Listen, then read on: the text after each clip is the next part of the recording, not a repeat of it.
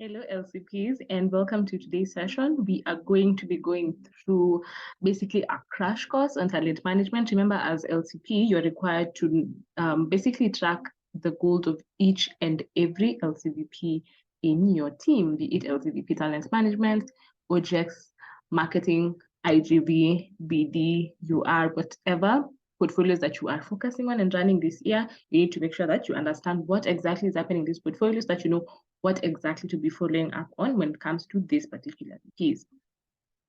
So just a little bit of the agenda that we're going to go through. I don't want this video to be too long. I will attach the link to these slides in the description box that you can be able to at least go and review the slides again so that you understand the slides more. Because if you go through every single slide, this video will be more than 20 minutes. And I do not want that to be the case because you have multiple videos to go through.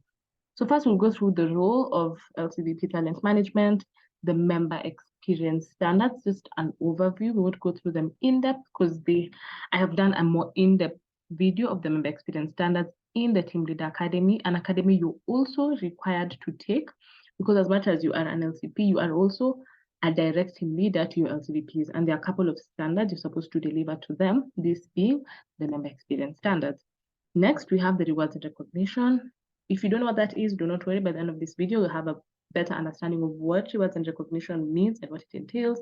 We'll go through member recruitment, education, the personal development tool, and how to fill it. I know I wrote how to fill it, but we won't learn how to fill it here. I'll just give you an intro of what it is. In the Team Leader Academy, I have gone through a video just filling it. So I don't want there to be like double work involved. Okay, so here is the role of your LCPP talent management. So just a quick run through on the things you need to take note of. Your LCPP TM is the one in charge of applying the MXP standards. Remember, the MXP standards facilitate the growth of a member, the growth and development of a member, which is part of the key processes that your LCPM does.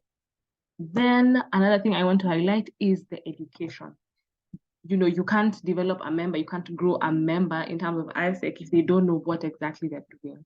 Then there's the LC culture management, your roll calls, your LCMs, tracking LCM attendance. We've talked about also implementing the reward and recognition campaign. And reward and recognition campaign, we will learn more about it, but it's basically a campaign or a way to appreciate your members. What do you do to appreciate the most active member in the LC? When you have class drives and during the winter peaks and you have a member who's showing up for each and every engagement, how do you appreciate them? So these are just a couple of things that really stand out from this slide on the roles of your LCBP TM. I already took them through this, so if there's anything you don't understand, just ask them and touch base with them on anything. Another thing that I want us to learn about, so over here we've started going through the MXP standards. And we've gone through the MXP standards in partnership with the MXP, the member experience funnel. So for talent management, the member experience funnel is how we are able to track it helps us a lot with recruitment, especially something we are going to discuss as we continue. But I'll just go describing what this is. If you are an LCP, you've probably been a product portfolio lead, or you have been in TM, so you understand what this funnel is basically, but I will still go through them, what that funnel means in the TM basis. So first we have a lead. A lead is anyone who sees a poster that says ISEC is recruiting, be it a poster in school, be it a poster online. So then an applicant, so we have the first one, hashtag lead, hashtag APP, that means hashtag applied. So a member becomes a new member, or someone that wants to join ISEC becomes an applied when they don't just see the poster, but they also apply to become a member of ISEC. They become accepted when they attend either the National Onboarding Conference or an induction seminar. Then after that, they become approved they become accepted when they pass the interview. Sorry. They become accepted when they pass the ISEC interview. Remember, we have ISEC interviews. Then when they attend the National Onboarding Conference, that's when they become approved. Only when they complete the National Education Cycle, which we recently launched, do they become a realized experience. And then after that, they become a finished when they complete the ISEC experience.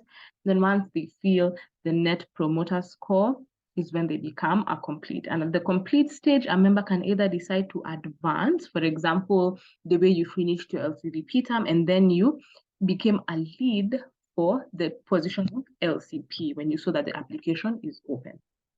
Or they can choose to become an alumni, which is something that you as LCP are in charge of, alumni engagement in your own LC.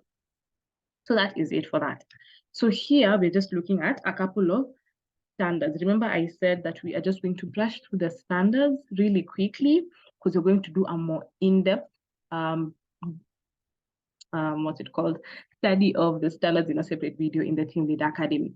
So these are some of the standards to be delivered within the approved to realize phase. If you notice, these are the most of the standards appear here.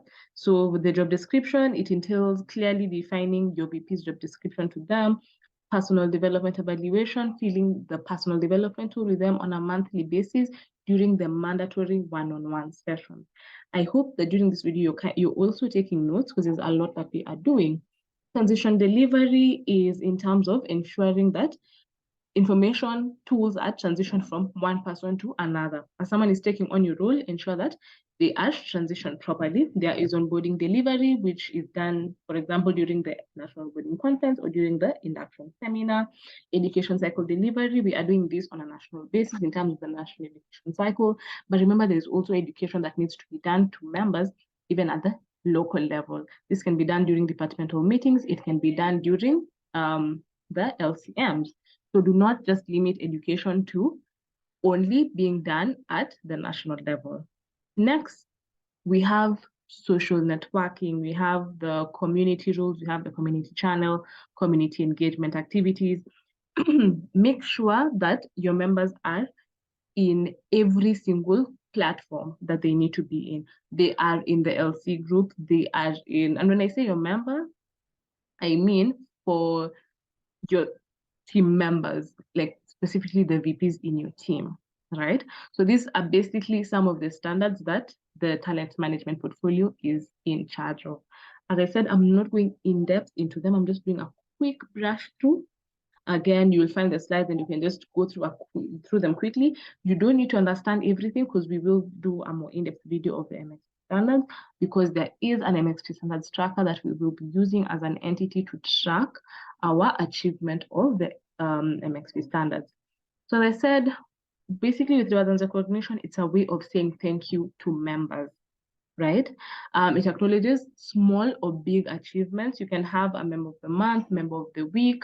It doesn't have to be done on an LC level. It can also be done on a departmental level.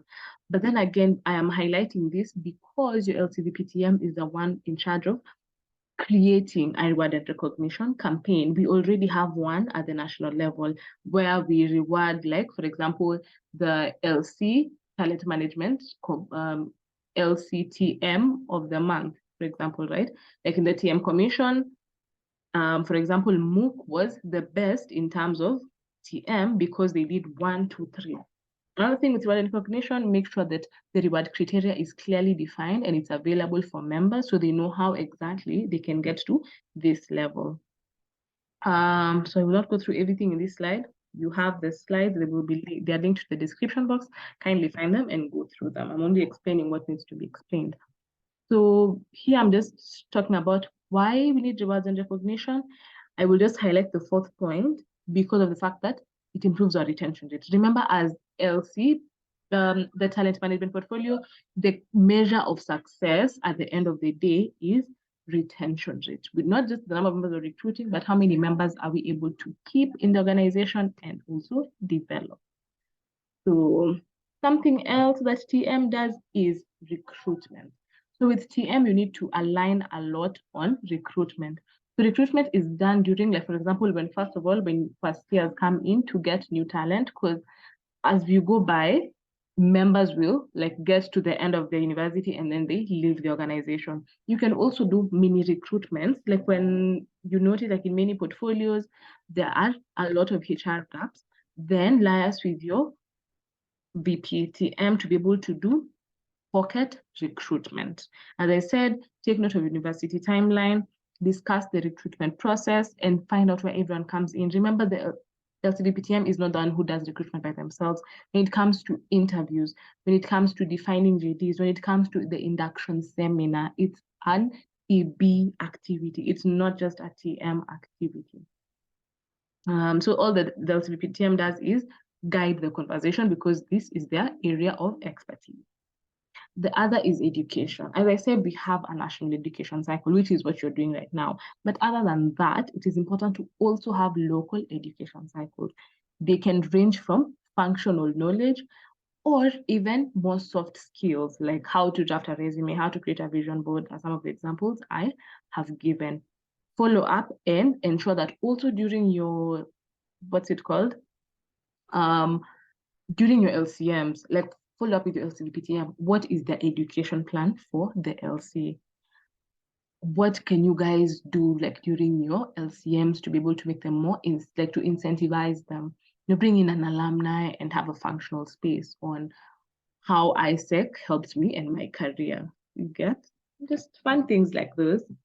And then I said for the personal development tool, I know I mentioned it among the standards. So what really is a personal development tool?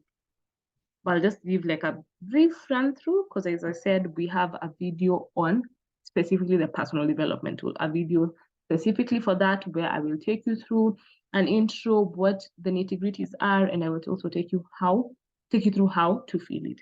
Because you as LCP are supposed to fill it with the VPTM, but I'm taking you through the personal development tool right now because it's a key priority for TM. Remember, our role is not just to recruit, but develop. And the PDT, that is a personal development tool, is one of the ways in which we achieve this. So it is used to ensure that members are able to develop themselves and grow during their time in ISEC. And then, so as I said, as LCP, it is your responsibility to fill your PDT with your VPs. And then now your LCPTM will also be following up on this. So it's important to check in constantly on the PDT adoption in your own LC because the LCPTM is in charge of driving that conversation. So just a few call to actions. Refer back to your overall LC plans. If you did not make your LC plans, if any of the VPs did not make their LC plans, kindly, this is the time to follow up with them. Otherwise, you guys will just be moving around and doing things, but you don't understand why you're doing them. And then, like I said, refer back to the LC plan with regards to membership, with regards to talent management. You now understand like the basic overview of TM.